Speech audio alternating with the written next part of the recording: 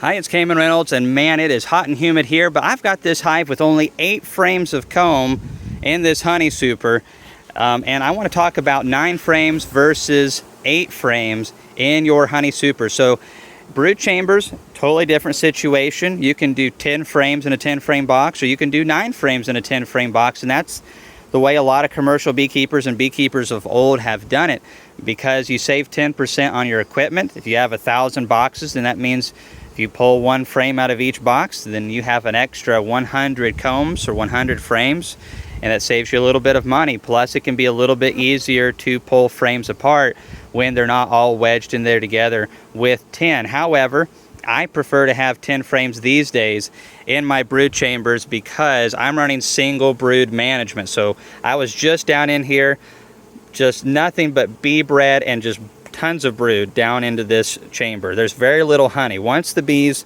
are where they need to be, they're very good about pushing the honey up into the honey supers, and this colony is doing a really good job. So we have made a bunch of splits. So before I get into the 8 frames versus 9 frames in a honey super, this colony right here has a double screen board on top. I'm going to add one more super to it because they need the space, and I'm going to put this double screen board back on top, and then there was that box down in there, and then this one on top. So it's quite cumbersome really, but this new queen has come back nicely. So what we did primarily for these honey production colonies, and I've moved most of them out of this yard because there are just too many bees here at the house, but we still have about 25 to 30 honey production colonies.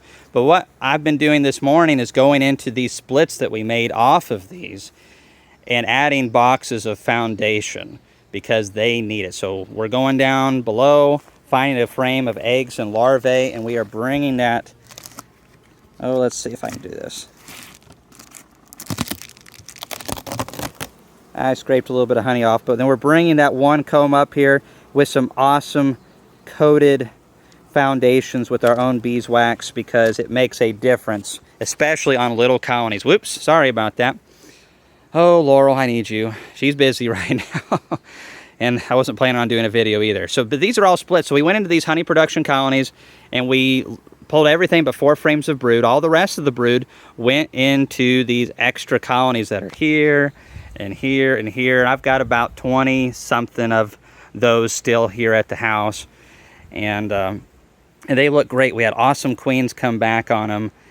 But you know, the remainder of the bees stayed behind, and then that queen, since they felt like they almost had swarmed because we split them so hard right before the honey flow, which is early April, now they're expanding out into the combs that we give them, because combs is king. Queens are the most important thing in the colony, but the combs is king. It's second most important, and that's how it works in the beekeeping hierarchy, or monarchy, excuse me. So anyhow, we added supers when we made those splits.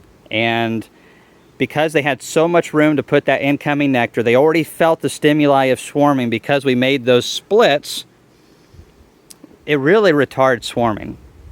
And bees are all about stimuli. So the stimuli went to, okay, we have expansion room, we've been cut back, we're not getting our brood nest clogged up because we have all these empty combs down in here the beekeepers provided. They don't know that. And we have all this comb up here to move our honey. And bees naturally, if they have the time and they have the space, want to move that honey up and away from that brood chamber. And they're really good about it if they're good bees and things are set up properly.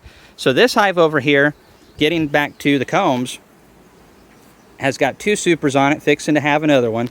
And one of these is a shallow box, the one on top, and it only has 8 combs in it. And it works. There's some issues with it, and there's some pros. The pro is, first of all, that you get to save 20% of your equipment. So what that means is if you draw 10 frames in here, which if it was foundation, you'd have to do that 10 at first. But whenever you get those drawn, you pull 2 of those out, and you space them as 8 combs in there with the 8 frame spacer. And now, if you have 100 boxes, you have 200 extra combs that you can go and make more supers up.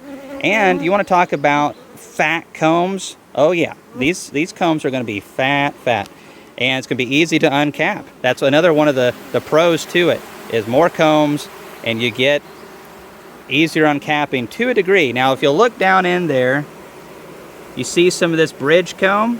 That's the con, is that if there's enough space, and there often is, some of them, not all of them, they will build this bridge comb in between. And that's a problem for me. We've almost gone completely away from doing this because I have an automatic uncapper. And so it is spring sensitive on both sides. I know that's not the correct term, spring loaded, whatever. But if one side of the frame is really fat because it has that comb hanging off of it deep, then that spring is going to feel that, and it's going to put pressure on the other side of the knife. There's two knives and it runs between the two of them. I've got a video on this and you guys can watch if you go to the honey section playlist. And as this side feels additional pressure because the comb's so fat, it's going to pull this one further in. So it'll scalp that side all the way down to the foundation because that is so thick. So I have to manually do that by hand. So we've basically gone away from that. However, if you're uncapping by hand, it's not the end of the world. It's an option. I wouldn't say that going 8s is the best thing in the world. I wouldn't say that it's terrible. I'd love to hear you all's opinions on that. I prefer 9 frames because the combs are still easy to uncap, but they also aren't giving me really that bridge comb, and that's what you would call that. Would be bridge comb right there. So anyways, this is just a short little video. I say short, it's already 6 minutes into it. But what we are going to do now is we're going to add this double screen board back. I've got to add a super first, but we have basically this double screen board has this screen here at the bottom.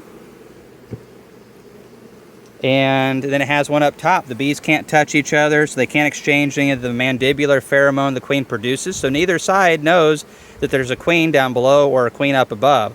So they share the heat, there's no aggression, and then they can be combined back if things don't work out. Yeah, those bees are finding that entrance. So I've got 8 frames in this box and a mother load feeder that takes up 2 frame spaces. And these bees are looking great. There's just gorgeous frames of brood down in here. This young queen is just going to kick some serious butt. So we're going to just keep up with everything if we can. I've got to get these queens in. I have a couple queens that I'm wanting to replace, and so we've got some queens down into here that are ready to go. We're going to make some more splits, and any of these, and that's what I was doing, is any of these that did not take and did not have a queen come back, because we dropped a queen cell in these. There's a few of them that did not take, so we're taking some extras that we made up. It's always good in beekeeping to make extras. We make up all kinds of mating nukes. If I want to have 10 new colonies, why not make up 14 or 15? And then if I have poor takes, I still get my 10. If I have great takes, I've got extra splits or extra queens or both. So any of them that didn't take, we're dropping those queens in and just getting things right where they need to be. So thanks for watching this video. If you have any questions or any cool comments about how you like to make your honey, leave them below.